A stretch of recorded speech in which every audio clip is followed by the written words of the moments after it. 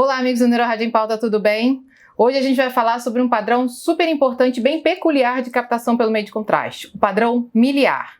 Ficou em dúvida do que significa isso? Então continua com a gente aqui no canal. Aproveita, faz a sua inscrição, já deixa seu comentário e deixa sua curtida. Isso é muito importante para a gente continuar oferecendo conteúdo super de qualidade para você. Vamos lá?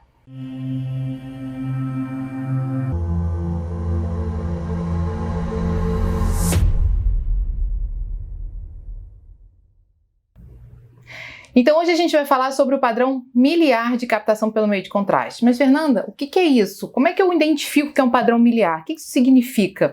Esse termo para mim eu conheço como tuberculose miliar, um acometimento difuso do pulmão, aqueles pontinhos, né? E na verdade é exatamente isso. São aqueles pontinhos de realce que a gente vê esparsos pelo parênquima ou numa região determinada do parênquima.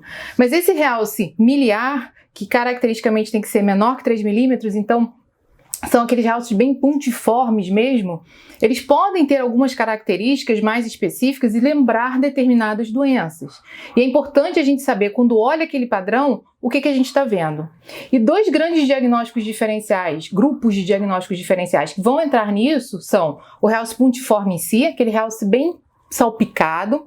A gente tem que olhar onde ele está, a gente tem que olhar se é difuso ou restrito, se é supra ou infratentorial, se está relacionado a uma grande alteração de sinal no FLAIR e no T2 ou uma pequena alteração de sinal no FLAIR e no T2. E o segundo ponto, se eles são juntos aos espaços perivasculares. Então aqui a gente vai falar de, principalmente, alterações que comprometem a leptomeninge, podem fazer esses realces pontiformes, e as alterações do espaço perivascular. Lembrando, o espaço perivascular é um espaço revestido por leptomeninge. Então as doenças leptomeningeas também podem estar no espaço perivascular.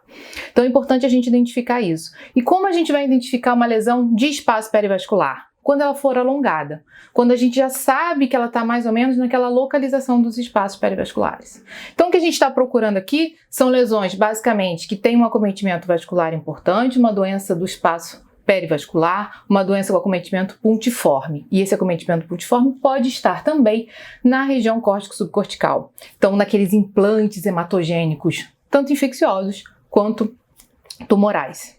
Vamos ver alguns casinhos? Eu trouxe aqui para vocês esse artigo bem interessante, ele é recente, de 2019, saiu na Neuroradiology, coordenado pelo professor Barkov lá de Amsterdã, com quem eu tive o prazer de conviver durante alguns meses, durante meu doutorado. Então, ele fala aqui exatamente dessa captação, desse padrão de captação miliar, que é importante para a gente determinar o que tem que ser feito. Então, o primeiro grande exemplo é esse padrão de captação miliar aqui, e aqui ele vai falar de uma alteração relacionada à vitamina B12. Vitamina B12 no crânio, foi isso mesmo que você falou? Foi, isso mesmo que eu falei. A gente sabe que classicamente a vitamina B12 dá uma alteração de medula, mas o que a gente procura no crânio podem ser alterações relacionadas a essa captação miliar e o acometimento do espaço perivascular. Então eu comecei por essa imagem porque eu queria mostrar para vocês o que é o espaço perivascular. É essa estrutura alongada, ó. Repara que ela está indo do ventrículo em direção ao córtex. A gente vê muito bem no T2, porque ela tem intensidade de sinal semelhante à do líquor. Então fica muito bem visto no T2. Quando a gente olha no T1 pós-contraste, a gente vê que as imagens acompanham exatamente esse trajeto do vaso, do espaço perivascular. E quando a gente lembra quais são as estruturas do espaço perivascular, e isso inclui leptomeninge, vaso, endotélio, a gente pode ter doença de todas essas estruturas representadas como um padrão de acometimento do espaço perivascular. Então eu acho interessante a gente começar falando basicamente dos diagnósticos diferenciais. E ele classifica como uma doença que leva a esse acometimento do espaço ou não acometimento. Dentro do acometimento, o que a gente vê muito frequentemente são doenças metastáticas, doenças infecciosas, e aqui eu queria destacar duas, o criptococo e a íris, principalmente relacionada ao PML, e super importante, aqui no Brasil, aqui no Rio de Janeiro, quando a gente teve a infecção com chikungunya, a gente viu que os espaços perivasculares realçam muito, provavelmente também por um acometimento leptomeníngeo. Então, tem um vídeo aqui no canal falando sobre chikungunya, explicando exatamente isso. Tem vários artigos que a gente já publicou mostrando esse acometimento do espaço perivascular. E é extremamente importante a gente manter isso na cabeça, principalmente quando a gente estiver frente a um surto de arbovirose, como eventualmente existe aqui. Outra causa super importante de acometimento do sistema perivascular são o linfoma, a neurosarcoidose e as vasculites. E aí, quando a gente fala em vasculite, a gente vai ter um amplo espectro de vasculite, alguns achados mais específicos, e aqui vai incluir a angite, que é idiopática, vamos dizer assim, né? Outras doenças relacionadas, o Clippers, a doença de BC, a GFAP e a NMO. E não envolvimento do espaço perivascular, as lesões metastáticas, algumas lesões infecciosas, e aqui a gente vai ver uns casos de tuberculose e histoplasmose, e a doença de Suzak. Então, com isso em mente, vamos tentar abrir os diagnósticos diferenciais para juntar o que a gente vê na imagem e efetivamente o que a gente pode levantar de hipótese diagnóstica ao ver determinados achados. Então, começando com essa figura, a gente está vendo aqui um exemplo de neurosarcoidose. Lembrar que a neurosarcoidose ela comete diversos compartimentos cerebrais, diversos compartimentos do sistema nervoso central. Então ela está na meninge, ela está na leptomeninge, ela está na dura mater, na pacmeninge, ela tem um acometimento bem clássico ali de região supracelular e haste hipofisária, tanto que um dos principais diagnósticos diferenciais de espessamento da haste é a neurosarcoidose. Ela está em outras estruturas da base do crânio e a gente tem que pensar na neurosarcoidose também quando a gente vê esse aspecto de realce miliar. Lembrar que ela tem mielite associada. A doença de Erdheim-Chester também é uma histiocytose, uma doença rara, uma histiocytose que tem um acometimento ósseo. E a gente vê também algumas imagens lineares pontiformes com padrão de realce miliar. Essas duas aqui são bastante específicas. A Clippers, classicamente, tem que estar infratentorial. Então, a definição de Clippers dos critérios diagnósticos do artigo de 2017, ele fala que são pontos pontiformes menores que 3 milímetros de realce pelo meio de contraste no tronco, na fossa posterior, podendo chegar na transição bulbo-medular e medula. Então, é uma infiltração linfocitária bem específica. Nossa, mas já foram descritos casos de Clippers supratentorial? Sim, já foram descritos casos, mas isso é o diagnóstico do diagnóstico diferencial e que efetivamente só vai ser confirmado com uma biópsia, mostrando a infiltração linfocitária típica. O que a gente pensa, na verdade, é que o Clippers, classicamente, é uma doença infratentorial. Outro exemplo é a angite primária do sistema nervoso central. Essa aqui, na verdade, eu encaro como a gente tem que pensar como sendo exatamente um padrão de eu tô vendo que é um realce perivascular, eu tô vendo que é um realce vascular, eu tô vendo que eu tenho uma área associada de hipersinal grande no flare. Ela pode estar supra ou infratentorial, ela pode estar em qualquer compartimento do cérebro, né, do supra ou infra, e eu não consigo achar uma causa. Então, na verdade, a gente pode ter tido outras angites primárias classificadas antigamente, onde a gente ainda não tinha achado um anticorpo, e hoje a gente já pode achar. Hoje a gente pode classificá-la talvez como Clippers, hoje a gente pode talvez classificá-la como uma doença relacionada à presença do GFAP, do autoanticorpo contra o GFAP, mas na verdade, quando a gente não acha nada e ela acaba sendo um diagnóstico de exclusão, é importante a gente incluir isso. Aqui a gente está vendo os exemplos mais relacionados àquele acometimento córtico-subcortical. Então, a neurotuberculose pode ter um envolvimento pial, pode ter um envolvimento dural e, como a gente vê aqui também, posterior, e pode ter um realce também esparso pelo parênquima, principalmente córtico-subcortical, que é onde existe essa principal implantação de origem hematogênica. A mesma coisa vai acontecer na histoplasmose. Lembrar que eles fazem infecções muito semelhantes, e a histoplasmose é bastante comum no Brasil. E um lugar muito interessante para a gente começar a investigar a histoplasmose são os nódulos pulmonares. Lembrar que aquele nódulo que tem o vidro fosco associado, e ele pode ser um indicativo de histoplasmose, principalmente quando estiver isolado. Lembrar das metástases, e quando a gente fala em metástases, a gente pode ver qualquer compartimento infiltrado associado. Aqui a gente vê uma infiltração córtico-subcortical e leptomeninge. Aqui a gente vê os outros focos de realce, que tem essa distribuição principalmente córtico-subcortical. E classicamente vai sair descrito no laudo como, muitas vezes a gente tem a dificuldade de determinar se aquele implante é leptomeníngeo ou é cortical e está ali naquela junção córtico-subcortical. Então, por vezes, a gente coloca no laudo justa cortical. Eu sei que é ruim, mas às vezes fica difícil. Você vai me falar que a gente pode fazer o FESTA para tentar determinar, um T2 fino, mas muitas vezes a imagem dá a sensação de que tem os dois componentes afetados e a gente tem que colocar dessa forma. E a síndrome de Susak, que é um diagnóstico clínico, mas que pode ter também esses focos de realce e principalmente um acometimento do corpo caloso, que é o mais descrito na sequência FLAIR.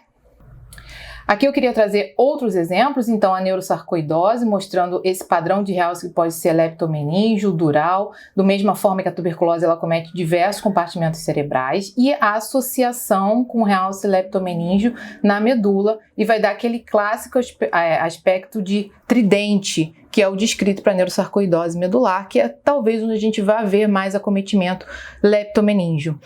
No crânio, a gente tem mais um acometimento dural e principalmente aquele espessamento relacionado da haste hipofisária.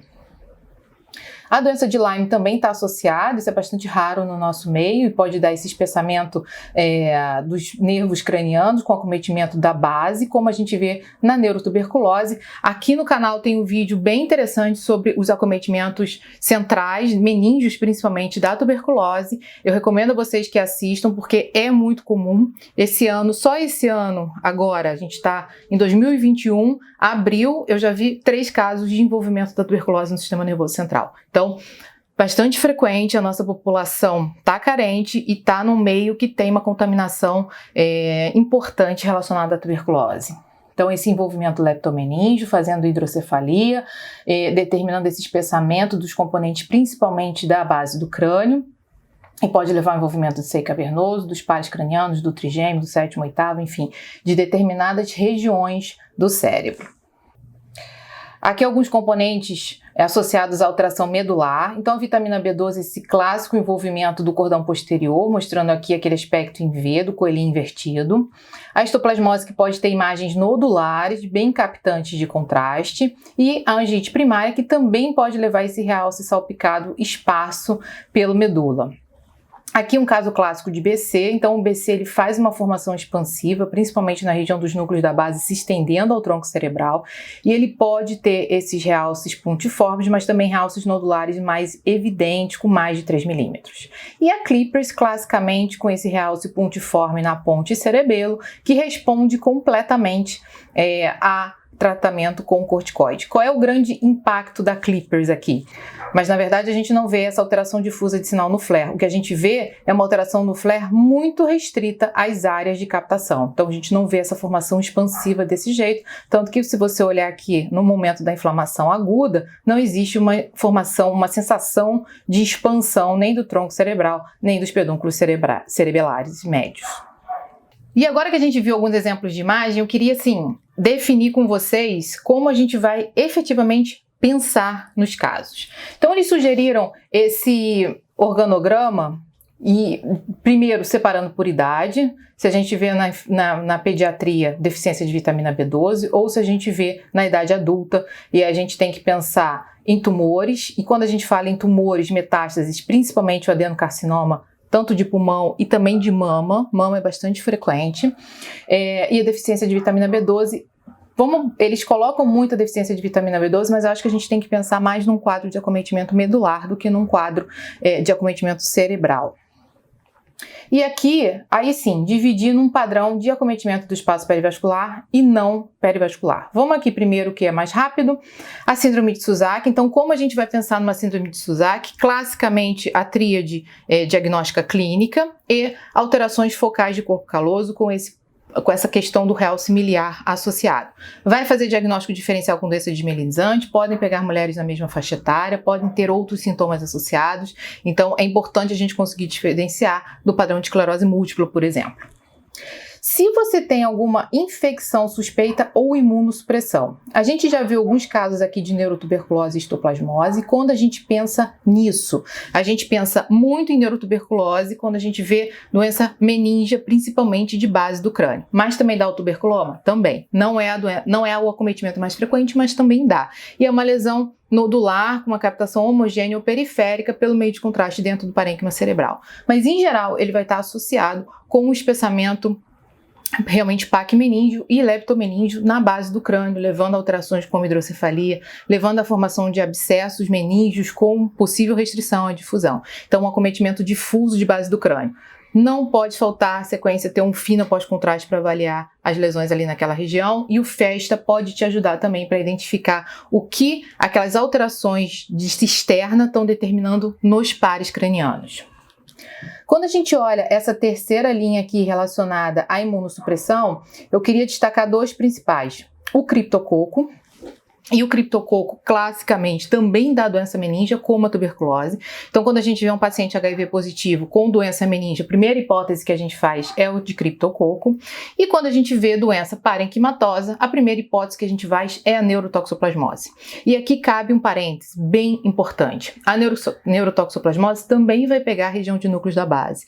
E a gente vai se confundir com o acometimento do criptococoma, que é a distensão do espaço perivascular na região dos núcleos da base, caracterizado por uma infecção do espaço perivascular pelo criptococo. Então é muito importante a gente fazer esse diagnóstico diferencial, porque se eu falo neurotóxico, eu faço um tratamento, se eu falo criptococo, eu faço outro tratamento. E aí a gente vai ver que pode ter vários casos de neurotóxico que não estão respondendo ao tratamento porque efetivamente não eram. Então aqui no canal também tem um vídeo sobre neurotoxoplasmose no HIV, e aí é interessante ver o sinal do halo excêntrico, o realce periférico, que vai diferenciar do criptococoma, que é uma distensão gelatinosa. O que é? O criptococo ele faz um muco que acumula no espaço perivascular. E ele distende aquele espaço e pode ter um tênue realce pelo meio de contraste periférico. Você tem que tratar para criptococo. Nem sempre vai vir associado com a meningite, e é super importante a gente fazer esse diagnóstico diferencial. Como eu já falei, aqui no Brasil é importante a gente fazer esse diagnóstico também com chikungunya. E aí não importa se é um paciente imunossuprimido ou não, se ele tiver suscetibilidade genética para desenvolver o acometimento do sistema nervoso central secundário a uma infecção, e a arbovirose é um exemplo, é importante a gente saber que pode ter esse realce perivascular. E a íris, no contexto da infecção por a LEMP, principalmente nos pacientes que também que usam natalizumab em relação à esclerose múltipla. Então a gente sabe que a infecção pelo vírus JC pode determinar a LEMP, tem alguns pacientes que são mais suscetíveis dos HIV pela imunossupressão, os pacientes que usam determinadas medicações no tratamento da esclerose múltipla. O tratamento com o natalizumab é o que está mais estudado com essa relação, outras drogas mais novas já apareceram também relacionadas ao PML, mas principalmente o natalizumab. E a gente sabe que é importante, quando você tira o natalizumab, você pode ter uma piora da doença por o que a gente chama de íris, que é a reconstituição imune, quando você permite que novos linfócitos e que aquele sistema imune melhore, principalmente dentro do sistema nervoso central. Então é importante identificar se houve LEMP e, mais do que isso, se existe uma suspeita de íris, quando você suspende a medicação, piorando o quadro de LEMP. Então, muito importante a identificação dessas lesões, muito importante a identificação desse quadro para poder fazer o tratamento efetivo e diminuir a sequela do paciente. E com relação a todos esses aqui, o que eu queria chamar a atenção? Como a gente vai conseguir diferenciar? A gente tem que procurar lesões associadas. Então, quem vai dar lesão medular associada, e aí a gente já fica ligado se pode ser ou não? A neurosarcoidose, as vasculites podem dar lesão associada e a deficiência de vitamina B12. Então, essas daqui, importante a gente olhar o realce salpicado também dentro da medula. E acometimento de cordão posterior, aqui um realce salpicado e aqui um realce predominantemente leptomeníngeo associado ao sinal do tridente. O que mais tem acometimento de medula? NMO e GFAP. Como é o acometimento medular aqui? É aquele acometimento extenso, é diferente do resto do padrão. Então a NMO ela vai fazer um realce mais difuso, mais algodonoso, e o GFAP também pode fazer um realce mais significativo e mais de aspecto vascular. No entanto, eles têm um quadro característico de LETM, né? De Longitudinal Extensive Transverse Myelitis. Então, as mielites extensas, a gente vai fazer esses diagnósticos diferenciais. Pode ter acometimento cerebral também. Na NMO, na minha prática, é um acometimento basicamente periapendimário. É difícil a gente ver esse realce de padrão perivascular. O que a gente vê é um acometimento ao redor dos ventrículos, tanto dos ventrículos laterais quanto do terceiro e quarto ventrículos. No GFAP, a gente vê uma área extensa de hipersinal no flare e a gente vai ver uns vasinhos passando pelo meio dele, podendo parecer realmente o vaso ali naquele interior. E aí o GFAP no crânio vai lembrar muito as possibilidades de vasculite, de angite primária do sistema nervoso central e dos linfomas. E como a gente vai conseguir fazer esse diagnóstico diferencial? Pode ser difícil. Eu queria que pensar basicamente que as vasculites, quando a gente vê focos de restrição à difusão associados às imagens de hipersinal, é bastante interessante, porque sugere pra gente que existe efetivamente algum tipo de obstrução vascular que levou ao edema citotóxico. Então, a alteração de sinal no flare, a captação e o real e a restrição à difusão ajudam a gente a pensar num quadro de vasculite, que pode ser primária e não idiopática ou relacionada a alguma doença autoimune, por exemplo, um lúpus, alguma outra colagenose. Quando a gente vê uma suspeita de linfoma, e o linfoma pode ser muito parecido com o GFAP, por exemplo, a gente pensa naquelas formações expansivas, principalmente infiltrativas, acometimento de corpo caloso, acometimento córtico subcortical, pode ter uma lesão extensa, e a gente vê efetivamente os vasinhos passando dentro daquela área extensa de hipersinal. Essa passagem do vaso mostra que é um acometimento que está ali no espaço perivascular, do linfócito infiltrado, da lesão leptomeninge associada, dessa possibilidade de você ter um linfoma só do sistema nervoso central, de ser uma metástase de um linfoma periférico, que também pode acontecer e também pode infiltrar a leptomeninge. Então a gente tem essas duas possibilidades. O que acontece no linfoma que é importante para a gente diferenciar de todo esse restante aqui? A gente tem que fazer a sequência de perfusão. A hiperperfusão no linfoma é essencial para fazer esse diagnóstico diferencial. Não vai ser aquela perfusão vermelha do glioblastoma, não vai ser aquela alteração que chama muita atenção, mas a gente vê claramente que ela é diferente do parênquima cerebral normal, que é aumentada 2,5 vezes mais do que a gente vê no parênquima. Então é importante fazer aqui a perfusão. E essas outras doenças são bastante raras, como o acometimento do sistema nervoso central, e a BC, que tem uma alteração bem característica de tronco cerebral e cerebelo, vai fazer diagnóstico diferencial com Clippers, lembrando que o Clippers é um acometimento que não tem um efeito de massa importante e o BC tem. Então, a gente vai fazer esse diagnóstico diferencial.